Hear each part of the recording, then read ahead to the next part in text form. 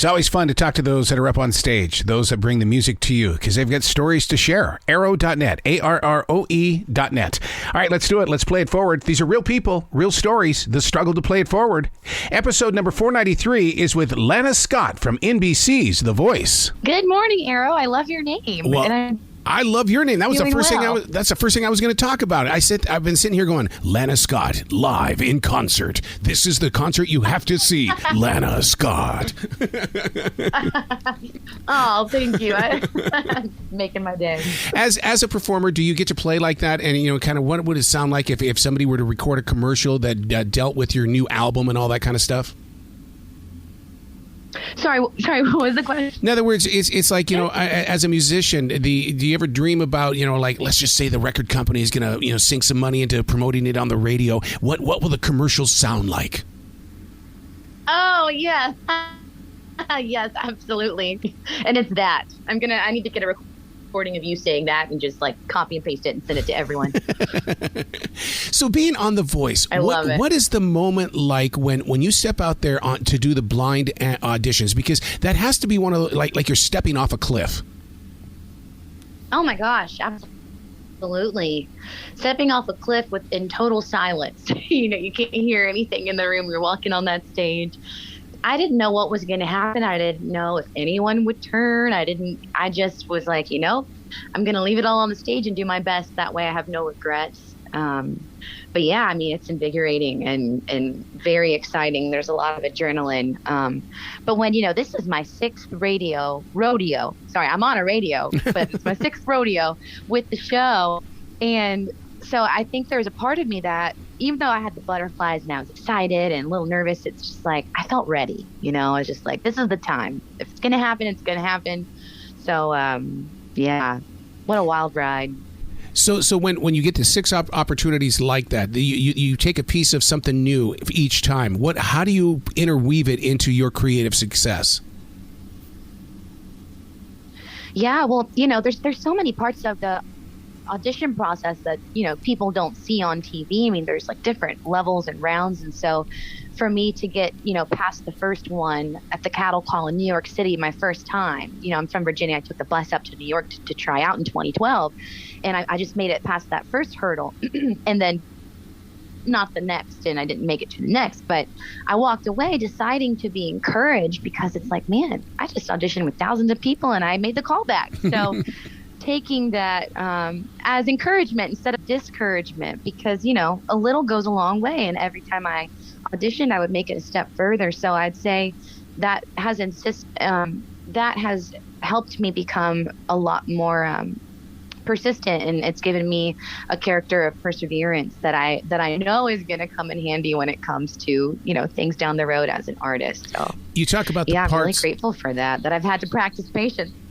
You talk about the parts that people don't get to see on the camera. One of those is the actual interviewing process. How do you prepare for something like that when they start talking to you?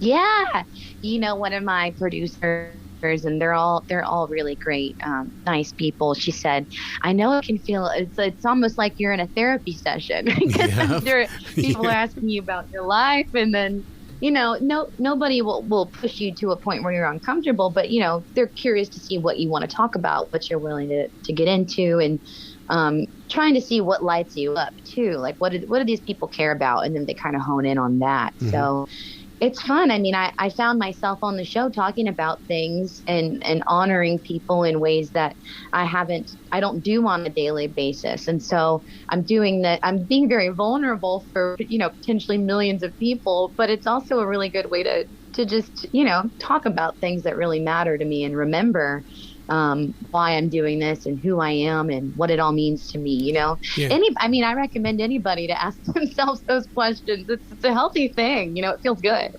We had a country music, a local guy, go up to New York City for the auditions, and he said the night before the auditions, he did a stupid thing. He went out on the streets of New York, and he was out there singing, and he says, I should not have done that because it ruined his audition.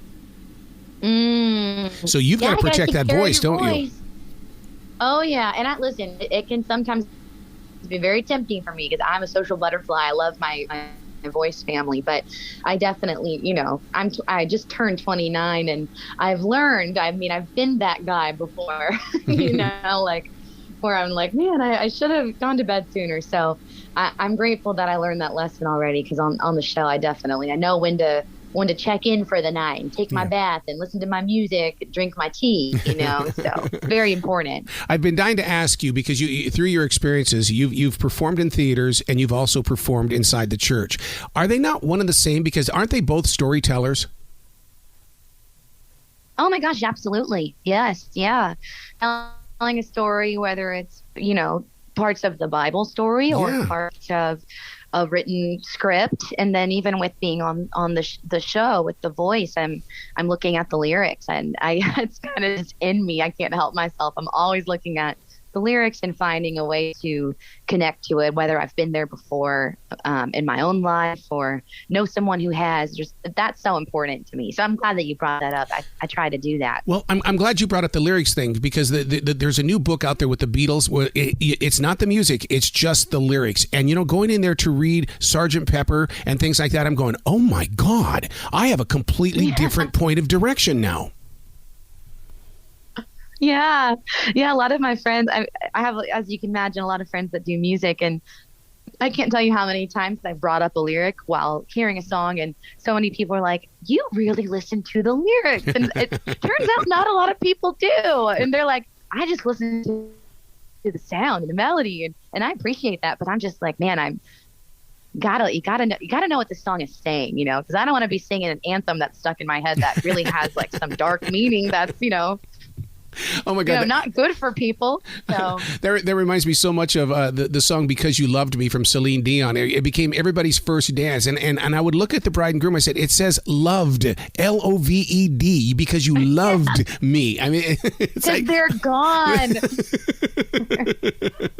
So you right? That's such a good example. You listen beyond sound. Then you really get into it and break it down. Oh my gosh, I do, and I do think growing up, like you said, that like singing in church and doing musical theater helped me with that, because that was I had to do that. I had to think about like, what part of the Bible is this song referencing, right, or why is this character happy in this song or sad in this song? And so with the show and with my own, I write my own music as well. I'm always thinking about like, what am I saying? Not just how do I sound, but what am I trying to say to people through this? So how do you handle those nights when you're singing on the cruise ship? I mean, when you're out there for all those days, there's no two nights the same, are there?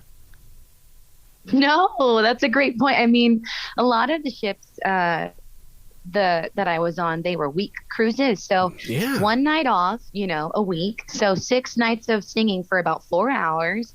And each night was a different theme. So we'd have jazz night. We've had Motown night. We had country night, which is my favorite.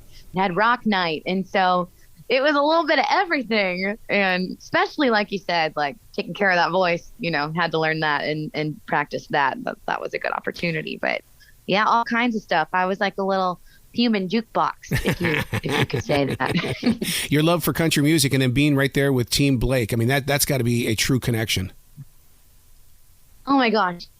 Yeah, I mean, and luckily for me, I didn't get to exactly pick what ships that I was out of, but my favorite ones were Mobile, Alabama, and Galveston, Texas. Oh, really? And we'd have a lot of country music on those ships. And when I was lucky and the bands were really supportive, they'd let me sing my originals too. And, I mean, you can imagine how rewarding that was. Wow. So that was a great experience. And country, I called it my home base. That's what I grew up on in Virginia.